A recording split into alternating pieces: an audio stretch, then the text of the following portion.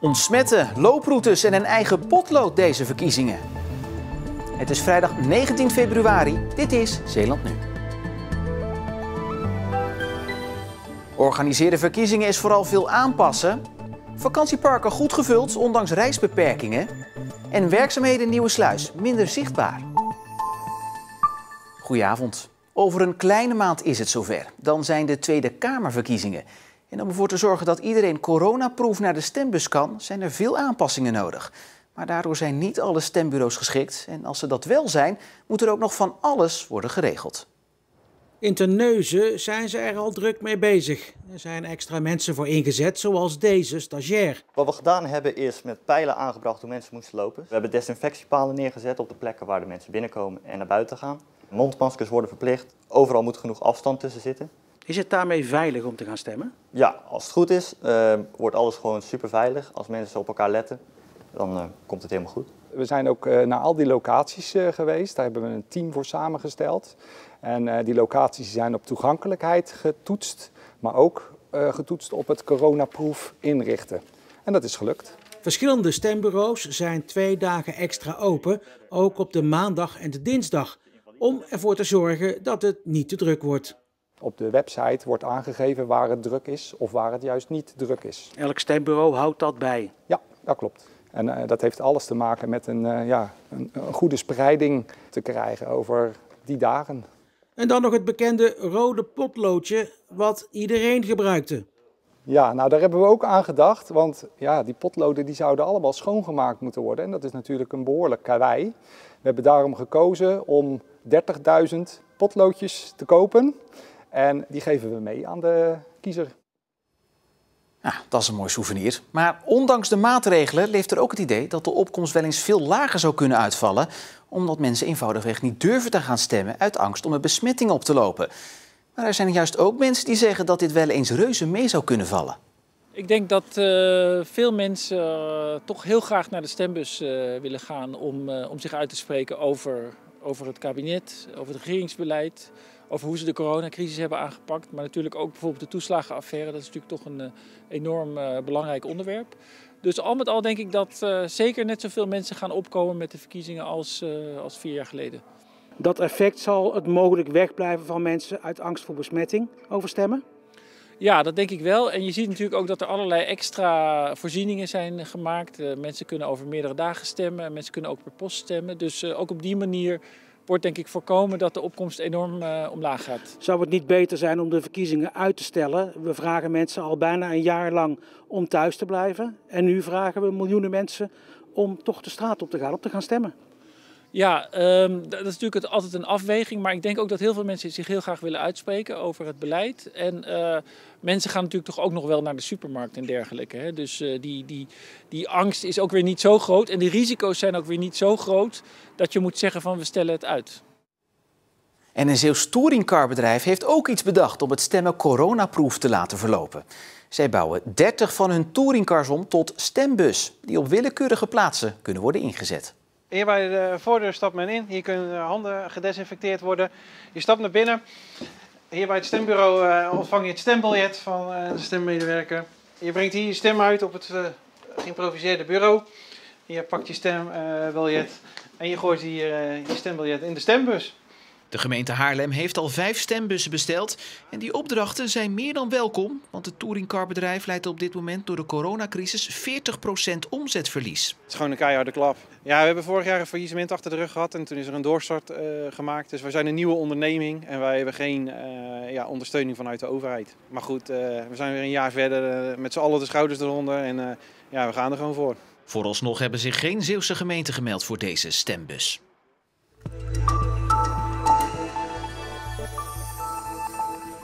Het OM hoopt snel meer te weten te komen over de doodsoorzaak van Ischelle van de Velde. Gisteren is opnieuw gezocht in het water, net buiten Sluis. Aanleiding voor die zoekactie was gruwelijk, want het stoffelijk overschot wat dinsdag werd gevonden bleek niet compleet te zijn. Bij de nieuwe zoekactie zijn opnieuw delen van het lichaam gevonden. Daar wordt nu sectie op verricht. Voor de verdwijning van Ischelle zit een 44-jarige vrouw vast. Zij heeft een ontkennende verklaring afgelegd. De officier van justitie wil de tbs van een 35-jarige vrouw met 2 jaar verlengen. De vrouw stak 3 jaar geleden een medebewoner dood van een begeleid wonenproject van Emerges in Middelburg. De twee hadden een seksuele relatie met elkaar. De vrouw werd voor de dodelijke steekpartij eerder al veroordeeld tot een celstraf van 2 jaar met tbs en dwangverpleging.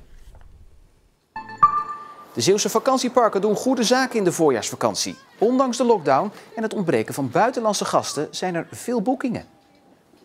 We zitten nog niet vol, maar we zijn wel zeer tevreden. Hier zijn ook hele leuke kinderen en leuke toestellen. Dus daarom kwamen wij hierheen om even los van al dat corona te zijn. Mensen zijn toch blij dat ze even weg zijn van thuis. Iedereen zit natuurlijk heel erg kort op elkaar, ook thuis, op het werk, maakt allemaal niet uit. En mensen zijn echt wel bereid om even lekker uit te gaan waaien of lekker de natuur in. Trampolines en springkussens en automatisch voetbalveld of zo. Ik heb het hier helemaal naar mijn zin. En Leopold Lippens, burgemeester van Knokke, is overleden. Hij was sinds eind jaren 70 burgemeester van de Vlaamse badplaats. Lippens kwam regelmatig in het nieuws met opvallende uitspraken. Zo was hij afgelopen jaar nog een van de pleitbezorgers om de grens met Nederland te sluiten, omdat er hier laks zou worden omgegaan met de coronaregels. Hij wilde daarom Nederlanders weren uit zijn stad en wilde ze ook niet meer toelaten in het ziekenhuis van Knokke. Maar het ziekenhuis weigerde daarin mee te gaan. Eind vorig jaar werd bekend dat Lippens leed aan leukemie. Leopold Lippens is 79 jaar geworden.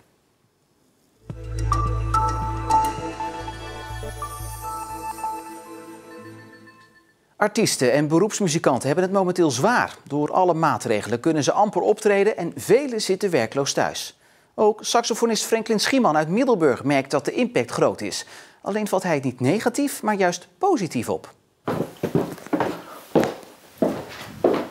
Ik heb bij toeval wat geluk gehad. Dus ik heb natuurlijk gewoon een halve baan aan de muziekschool, die ik met heel veel plezier doe en dat geeft wat basis.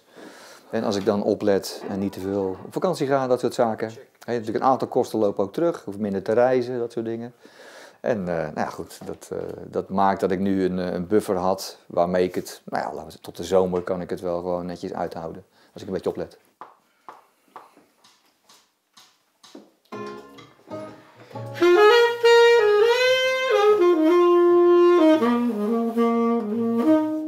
Er is een iets ander netwerk ontstaan, omdat mensen wat minder in de waan van de dag leven.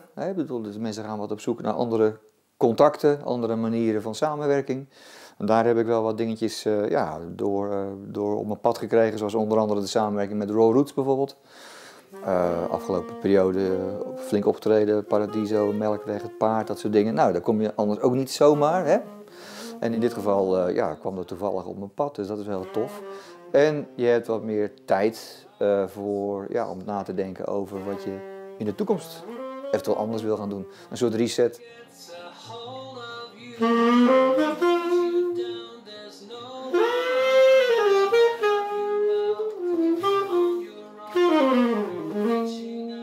Ik ben normaal heel veel aan het spelen, heel veel met bands op pad, DJ, acts, dat soort zaken. Maar ik wil daarnaast ook wel wat meer tijd reserveren en focussen op creativiteit. Dus met de studio wat meer aan de slag, samenwerkingsverbanden met mensen, maar dan meer in het creatieve vlak. Dus dat je zegt van nou, wat gaan we voor nieuws creëren? Dat is eigenlijk het hele ding. En dat is wel spannend. Dat is voor mij wel een nieuw iets. Dus, ja. Maar daar heeft corona dus wel aan bijgedragen? Ja, in die zin die reset daarin. Maar het is ook wel een beetje de levensfase, denk ik, dat je zegt van nou, richting de toekomst wil ik nou gewoon dat gaan realiseren en dat gaan doen.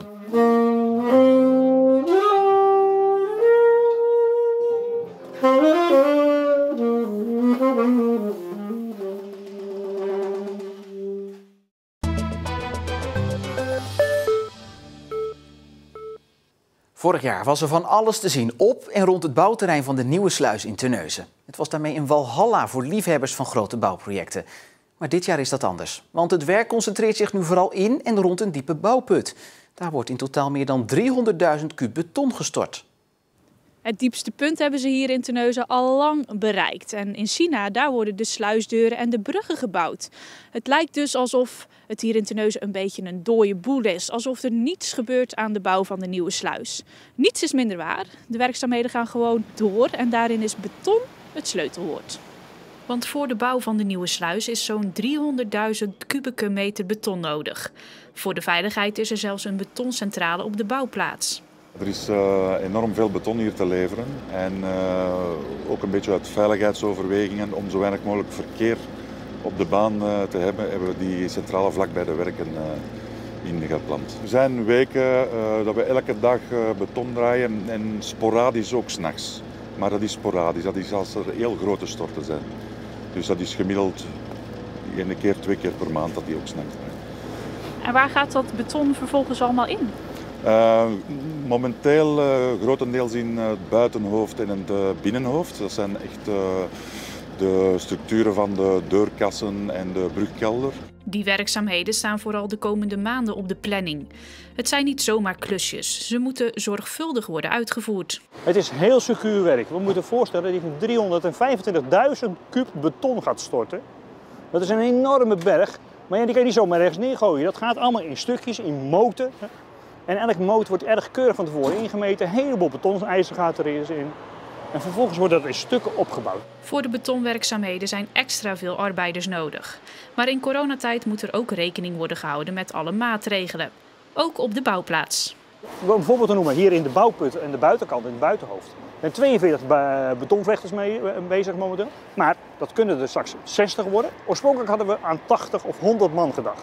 Maar gegeven de beperkingen zijn we uitgekomen op 60 mensen. En een van die betonmedewerkers is dus Stefan, die het werk nog altijd als iets bijzonders ziet.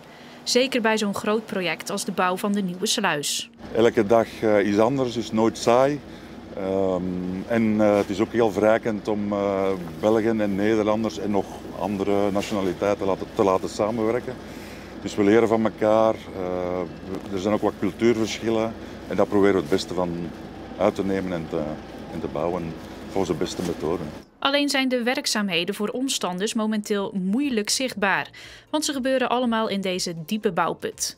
Dus is het voor nieuwsgierige bouwliefhebbers even wachten tot de werkzaamheden weer wat meer zichtbaar zijn. Is er dan helemaal niets om naar uit te kijken in 2021? Nou, dat is niet het geval. Want vanuit China komen straks die sluisdeuren en bruggen naar Terneuzen. En dat belooft een spektakel te worden. De deuren komen ergens in dit jaar, en dat is nog niet helemaal precies bekend wanneer. De aankomst van de deuren en de bruggen, dat is natuurlijk wel een feestje waard. Maar hoe dat feestje eruit komt te zien? Nou, dat feestje, hoe het eruit gaat zien, dat weten we niet. Maar het wordt wel een moment om bij stil te staan. Dus 2021, een saai jaar, ik zou het niet zeggen. Het was vandaag een overgangsdag met nog vrij veel wolkenvelden, maar ook opklaringen. Het werd uiteindelijk nog zo'n 10 graden in Zeeuws-Vlaanderen. En morgen wordt het nog warmer, want dan kan het 15 graden worden. Het start nog wel met aardig wat bewolking, maar in de loop van de dag neemt de zon het over. En dat weer doen we zondag nog even dunnetjes over. Dus dat wordt buiten zitten. En tot zover Zeeland Nu voor vandaag. Geniet nog van uw avond, een fijn weekend en tot morgen.